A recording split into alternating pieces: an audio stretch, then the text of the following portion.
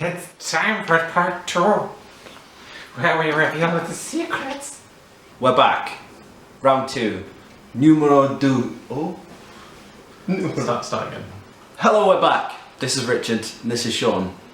Thank you everyone for your warm words from our last video. Although you could have put some more comments in YouTube, but whatever.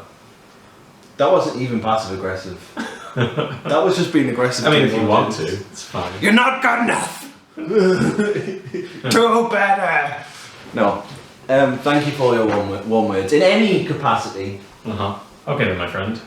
So, Dogme. What is Dogme to you? What's Dogme? To me, it's not just walking into a classroom and not planning anything. Okay. That's not what I think Dogme is. Okay.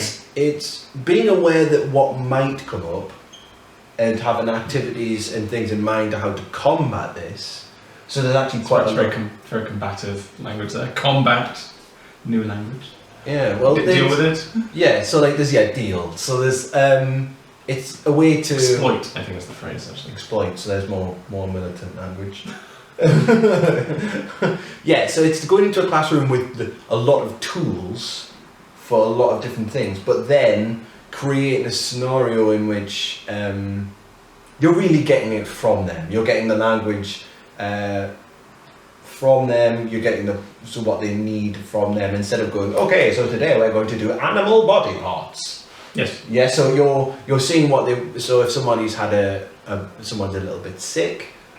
One of the students is sick, you go in there, you have lots of activities in mind, so you know you've got all of these gap fills that you know how to do, you know the workings of the activities, and you then go in, you sort of talk to them and you get this, so someone's sick, so you can do go to the doctors and the kind of vocabulary, the language. Okay, yeah, I think you've hit on a couple of the key features, like, yes, lots of exploiting your context, exploiting things that happen around you.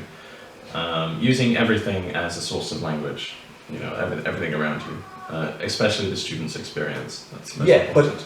But it's not just sort of like going into a full lesson. You can do it like I think in half, like midway through. So if something happens incidental, you've got some tools, yes, to then take the lesson in a direction. So sometimes you get asked the question that they're clearly on their mind, or like, what's the difference between this and this? You may have not been talking about with the lesson, so like I think the other day I had help ourselves and help each other, and the difference between those two.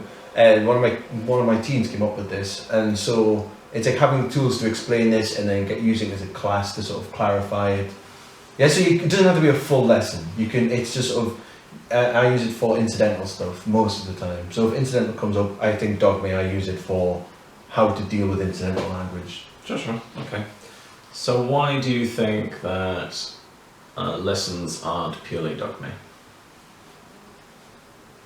Well, it's a bit. I think it's a bit madness, isn't it? Like if you went in there every single time, not knowing what you're going to talk about. I mean, there's no correct. You can have things to talk about, but not language to talk about. Not having language in mind. There needs to be some overall strategy to this. So like we teach them for a year. There needs to be some sort of strategy to the year. Otherwise, it's gonna be like. But all over the shop. The Dogme method is you do that post to the lesson. So. Okay. So you nudge it based on what's going. You record where you've been, basically. Okay, I didn't know that. Yeah, and you can revisit topics and so on, but it's always with a mind to topic and improving the conversation rather than hitting specific language points. Hitting specific language points is not bad, but the specific language points are always the helpful things that keep you going along the road. They're not the road itself. I've got a few questions. I've not got many. So I'm quite interested in Dogme. I quite like it. But what can you think of a time when what's the best example you've ever encountered of Dogme? If you're from you or you've seen from somebody else, what's the best encounter? How is it being used to its best? Jesus.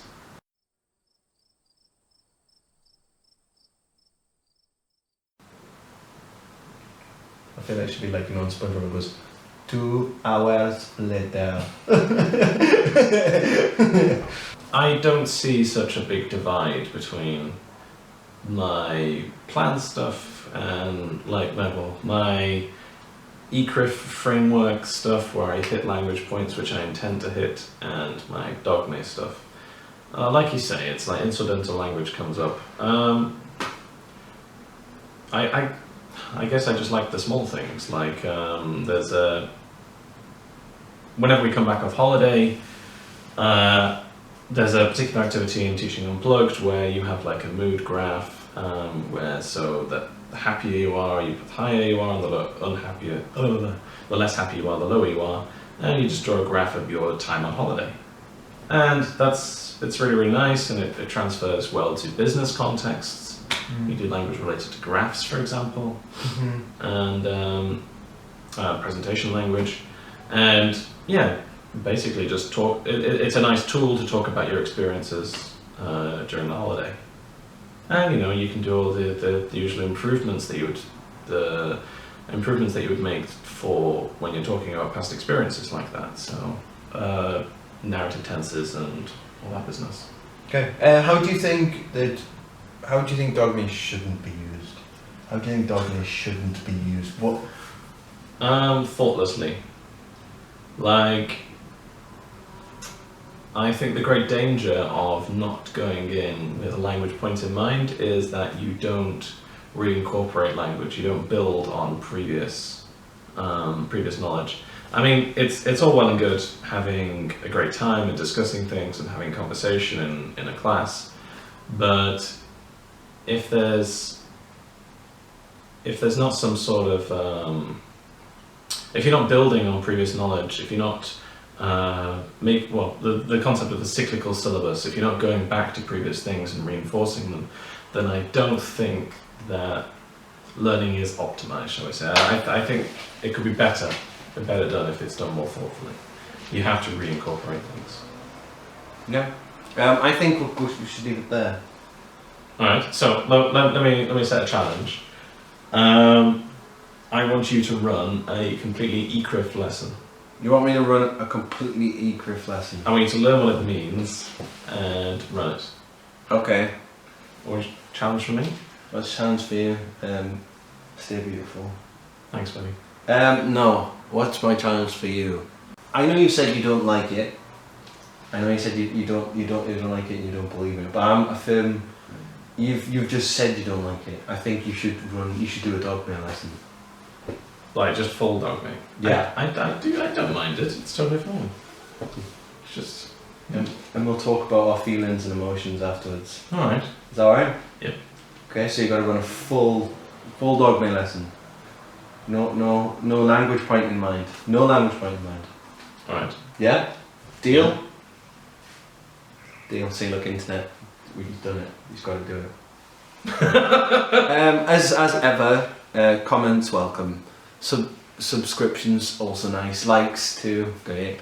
Positive attention. We crave it. Yeah, that's what we're doing. We're narcissists, so that we need this. As of course we are. It's our life. As all teachers are, I believe. Have you noticed? Yeah. We're all showmen. Let's not get into this, okay? Because you got to think who our audience is. Oh yes, insulting them. It's probably not the best idea. You started by insulting them, and now we're ending by insulting the people that are watching the video. I would never watch a video that has me in it. This is what it's like to work with him too. Anyway, we'll see you next time. Laters.